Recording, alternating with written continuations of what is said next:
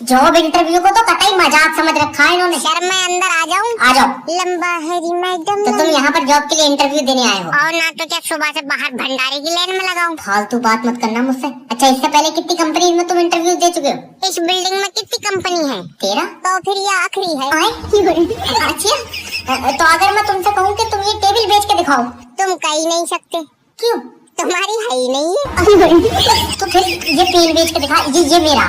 भैया ये भी नहीं बिकेगा। क्यों? अरे आधा तो तुमने पहले ही चला रखा। तो फिर इसे एक अंधे को बेच के दिखा। हाँ, अब अंधा इससे नई ABCD लिखेगा। तेरे मुंह पर मारा ना साले। अरे यार उसके किस काम का? खामोखा। बेटे, इस तरीके से तुम्हें कहीं काम नहीं मिलेगा। मैं इतने बड़े से काम कर रहा हूँ। क्यों नहीं? तू तो 7 महीने में अम्मा के पेट से भी खुद ही बाहर आई था। चल निकल बात। तेरी पर्सनैलिटी नहीं है यार जॉब करने वाली। फिर तो तुम्हारा इंटरव्यू किसी अंधे नहीं लिया होगा।